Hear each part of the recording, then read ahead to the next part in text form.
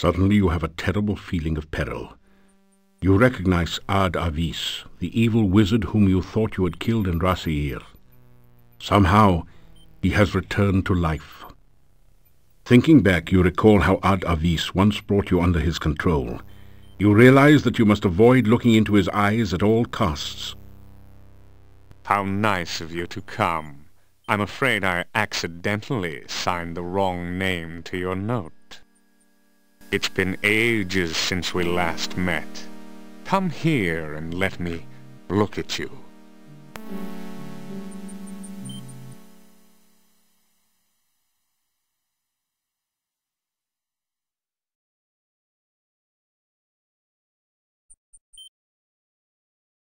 You face the worst of two worlds. Rhys-davies still has the magic that made him a power when he was alive, and now he has the strength and abilities of a vampire as well. You smile and say hello to rhys-davies. I hate cheerful people. I eliminated them in Rasir, and I shall do the same here. With the utmost courtesy, you apologize to rhys-davies for having killed him in a horrible fiery death back in Rasir. You destroyed my plans of world domination and ended my life, turning me into a mere vampire slave for Katrina. I will have my vengeance upon you both. You tell rhys-davies that you've killed him once and you'll just have to kill him again. Good luck, monkey boy. You see, I'm already dead. Your feeble attacks mean nothing to me in my present form.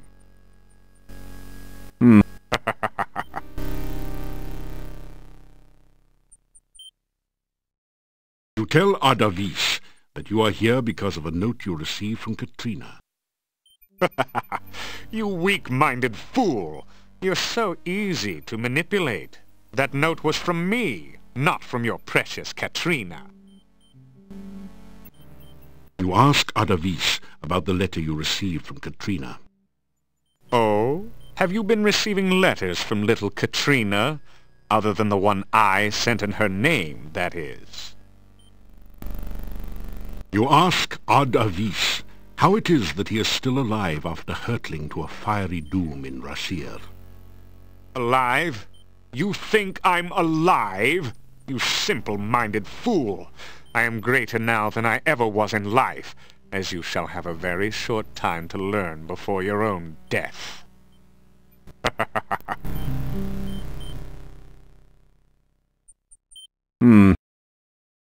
You ask rhys-davies if he knows where Katrina is.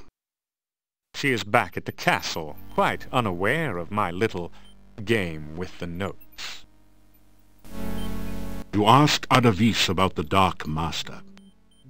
The Dark Master is much more powerful than you suspect, but not so powerful as she thinks.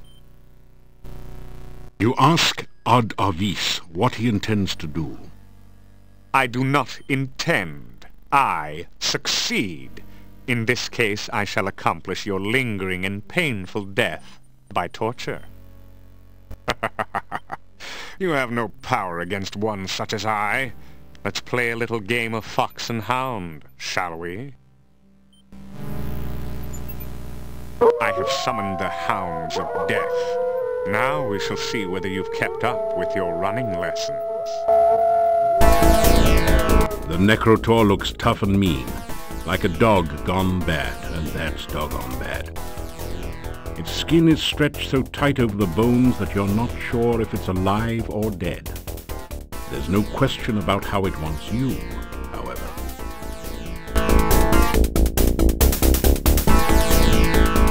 Run, fool! Run while you can! Soon enough, my creature shall catch you, and then I shall have my revenge.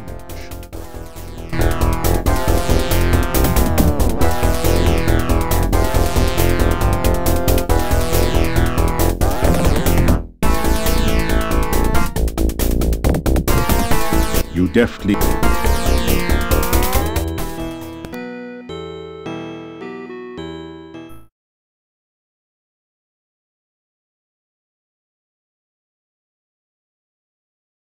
As you approach rhys-davies, he stares deep into your eyes. You feel yourself drifting, floating, lost. Rhys-davies has taken control of your mind. You fool! Did you really believe you could get away from me? I have you now, and you will pay for my death. It is you that caused me to become a vampire. If you had not killed me, I would never be forced to serve the Dark Master again. You probably blame me for all the problems around here, don't you? You understand nothing. The Dark Master is the cause of all the woe that is here. The Dark Master brought you here against my better judgment. The Dark Master made me what I am now, a Nosferatu, and seeks to do the same to you. But I shall spare you that fate. I will mercifully end your miserable existence. Then the Dark Master and I will call forth eternal darkness, and we will no longer be limited to travel at night. Together, my master and I will create an army of undead, and we will conquer the world. Pity you won't be there to witness this. You cannot stop us now. You will never find your way out of this dungeon, and only a stake through the heart or more magic than you will ever have can stop us. You will die, knowing that you were destroyed by the Dark Master.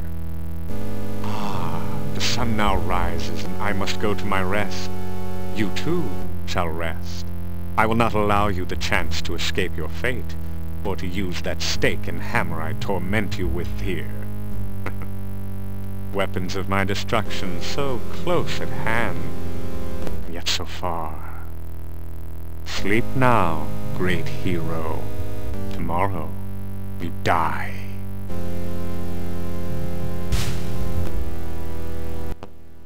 You find yourself falling asleep.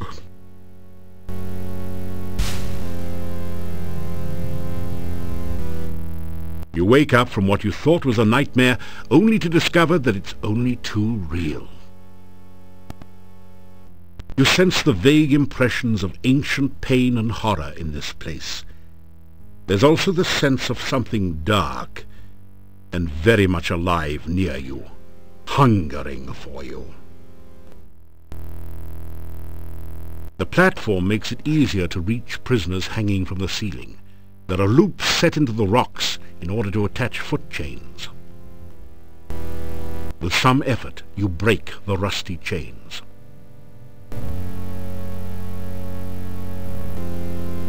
It's a heavy iron hammer. It's a stout stake of the oaken variety. You pick up the heavy hammer and store it in your pack. You take the wooden stake and stake its claim in your pack.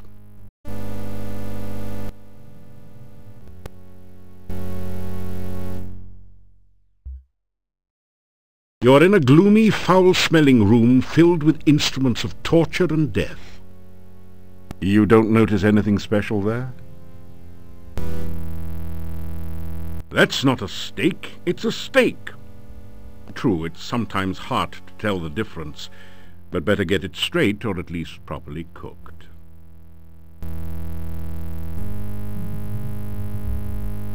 You hit yourself on the side of the head with the iron hammer. Why? Because it feels so good when you stop. You're in a gloom. It's definitely a skeleton, make no bones about it. It's a grazing mace.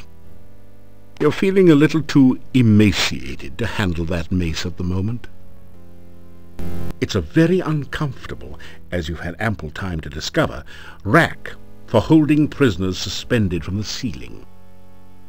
It's not clear whether the cages are designed to hold prisoners or hungry monsters. Maybe both are put in at the same time. It looks like the sort of metal collar from which a chandelier might be supported. You suspect, however, that it's used for hanging something else in this setting. It's an Iron Maiden, a popular torture and murder device. The inside bristles with sharp iron spikes. Unlike most things here, it is shiny and has no rust forming upon it. The platform makes it easier to reach prisoners hanging from the ceiling. There are loops set into the rocks in order to attach foot chains. You're in a gloomy... It's a huge saw, ideal for sectioning trees or prisoners. The heavily barred and reinforced door leads out to one of the castle's stairways. There is something large under the water that is either lonely or hungry. You don't want to find out which. It's a head-sized chopping block. The iron bars at the back of the room block off a cell. It's unoccupied for now. You hear the sound of voices on the other side of the door. It's barred on the other side, but you can see and hear the two guards through a peephole in the door. What's going on in there? The master didn't say nothing about guarding no prisoner. It's the Rhys-davies guy's orders. So what? He gives us something to do. I don't likes it. I think Rhys-davies guy's trying to pull a fast one on the master. She's not gonna like this. You wants to go down there and tell her?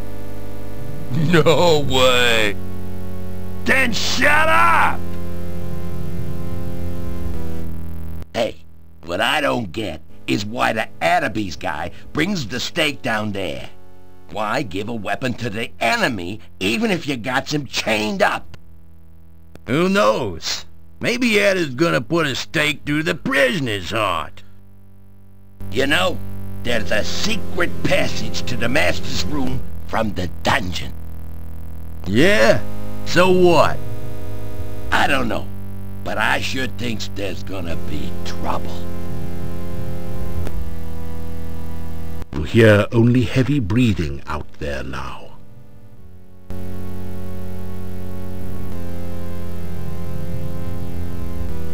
You sense you're approaching something very dark and very dangerous. There is something large under the... The cages are currently empty. You sense you're approaching something There is something large. If you were 9 feet tall, or had your brother along with you, the saw might be useful. As it is, why don't you just say you saw it, and leave it at that?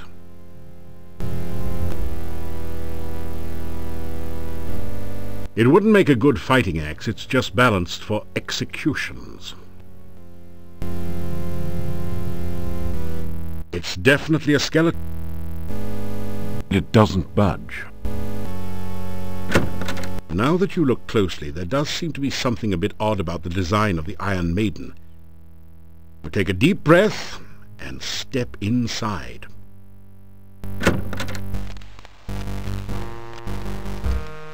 You're in a lady's richly decorated bedroom. The coffin, where there should be a bed, seems a bit out of place, but there's no accounting for tastes. You sense deadly danger here, to your body and your soul.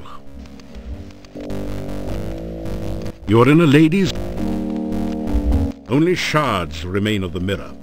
It appears to have been shattered by a single violent blow. Sculptures are so realistic they almost seem alive. And hungry. Plants help to keep the air fresh in here. Isn't it nice to know that even vampires can be environmentally sensitive? Top of this ornamental shield is shaped like a bat on the wing. The curtain has a soft, feminine appearance, a stark contrast to the hard-edged coffin which serves as a bed. This is the biggest urn you've seen yet. You might say it's earnest. Don't risk it. What if the sculpture really is alive? You'll love this.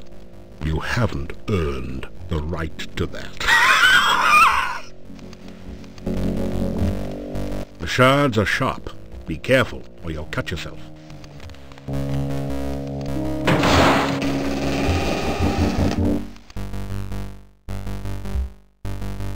Now's your chance. You lean over the open coffin and kiss Katrina long and hard on the lips. Suddenly you find yourself totally unable to move. What? What are you doing here?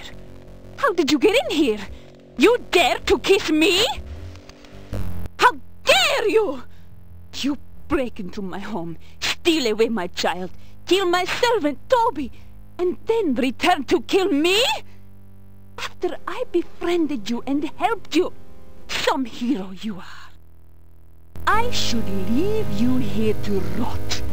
I should let the rats gnaw your bones while you hang there.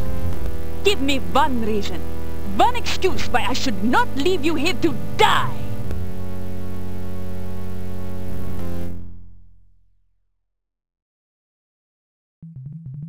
Katrina no longer bears any resemblance to the innocent peasant girl who pretended to be your friend. She is now revealed in the full extent of her power and anger.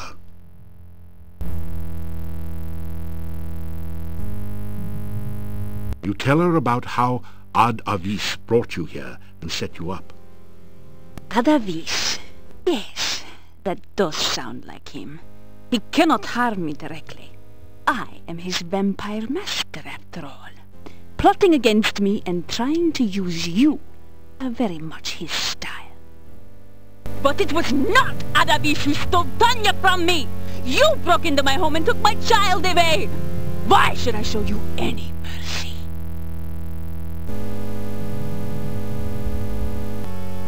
You try to explain what you're doing in Katrina's bedroom. Trying to find an exit from the dungeon? Just couldn't pass up a chance to look at the helpless vampire, could you? Funny place to look for an escape route, wasn't it?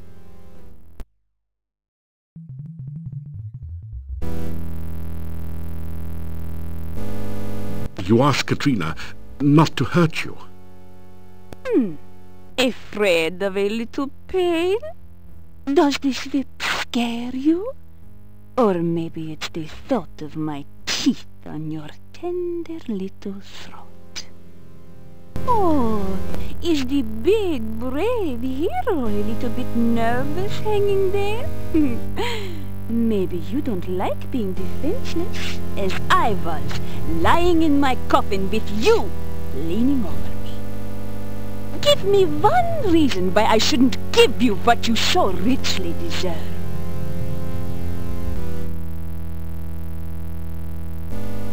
You apologize profusely for disturbing Katrina's rest.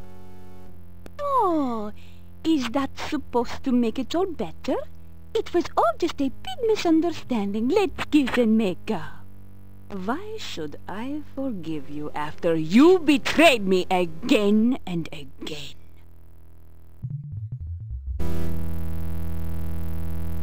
You tell Katrina how you are a hero. The hero's gotta do what a hero's gotta do.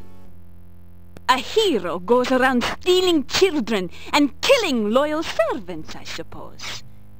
You have a funny definition of heroism.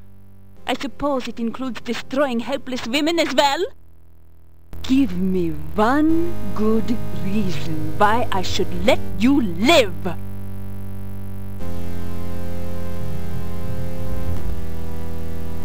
Liar! You think I am stupid enough to believe you? Love! Ha! You stole from me the only one who ever really loved me! Tanya! Is that how you show your love? Oh, or perhaps you show your love by breaking into my bedroom and attacking me while I am helpless! You tell her that you only wanted to kiss her, not hurt her. You have already hurt me. I trusted you. I thought that maybe there was something truly heroic about you. No, nothing. You are just like all men. A liar who will say anything to get what you want.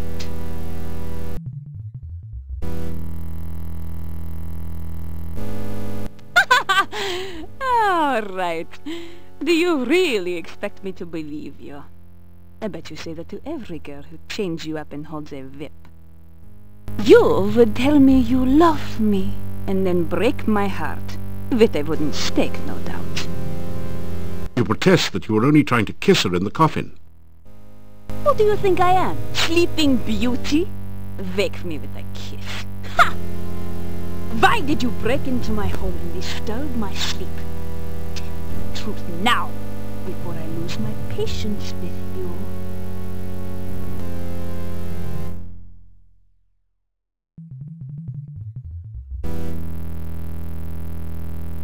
You tell how you returned the child to her parents, and how happy she is now. I loved her. I gave her everything she ever wanted. Toys, Toby to talk and play with. She was no longer afraid of the night. She was happy here. Tell Katrina that Tanya is happy now. You think it was wrong of me to take her from her parents? They ignored her. They never gave her anything. I gave her everything. You remind Katrina that she did kill Tanya. Killed her? I lifted her to a new life. One where she would not have to fear growing old and ugly. One where she would never have to die again. You were the one who killed her! Returned her to fear and age and to face death again. I loved her, and she loved me. It came to me many years ago to learn from the one called the Dark Master. What he did not know was the Dark Master was a woman. He was quite appalled by the fact. He challenged me to a magical duel and lost. I made him my servant for 50 years, until I grew bored with him and turned him loose. But I had bitten him, and he knew that on his death he would rise again as a vampire under my command. He has served me since the night you defeated him. He hates me, and he is waiting for the opportunity to drive a stake through my heart. But he cannot harm me unless I harm him first. So why did you attempt to destroy me instead of your old enemy, rhys-davies? Do you fear me that much? I want you to know what it is like to be helpless. I want you to feel what it is like to know your enemy has a weapon and you can't do anything to stop them from killing you. I want you to know what it is like to be trapped away, never again to see the sunlight. Then perhaps you will understand why I have done what I have done. Then maybe you will realize why I needed someone who could walk openly in the daylight, could talk and make friends with people. Why I wanted your help. I am a vampire, yes. I am a powerful magic user as well. I am also a woman. I was attracted to you. I have never met anyone like you. I trusted you. Then you destroy the child I loved and break into my home to destroy me. How could you? Why? I summoned you here to Mordavia. rhys-davies told me how you defeated him, and I needed someone resourceful and powerful. The summoning spell was interrupted by the magic from the Dark One's cave, and you appeared there. I opened the cave mouth and hoped you could find your way out. I tried to make you think that I was a real woman, someone to talk to and be your friend. You don't know how long it has been since I have had a real friend. I wanted your help. That is why you are here. Now you only need to know what I want you to do. You will help me. No matter what, you will do what I want. Does that satisfy your curiosity? Then why don't you satisfy mine? What were you trying to prove by opening my coffin? I have decided that I still have a use for you. Alive. If you help me, you may still manage to leave Mordavia without my mark on you. I want you to seek out the 5 missing Dark One rituals and return to the castle. Together we will summon the Dark One and bring eternal night to this land.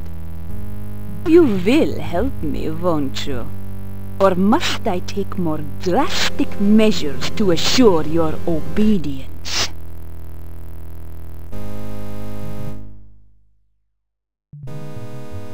The telltale mark of a vampire's victim is the pair of puncture wounds on the throat. The Dark One lies dreaming between this world and its own. The Dark One's cave not only is a temple to the Dark One, it is the Dark One. I need the rituals in order to bring the Dark One back into this world. The Dark One will cast the shadow of darkness upon this land. Daylight will never come again. Then I will no longer need to sleep helpless in my coffin. I will no longer be vulnerable to any mere human who seeks to drive a stake through my heart. I truly will be the Dark Master. I can bite your throat and lick your blood until you are weakened. You will then be alive, but under my complete control. However, you would find it difficult to think clearly, and it would take you a long time to heal. You would be very vulnerable to attack from the monsters of the night. Since I do not want you to die just yet, I will restrain myself from caressing your very handsome throat with my teeth. For now, anyway.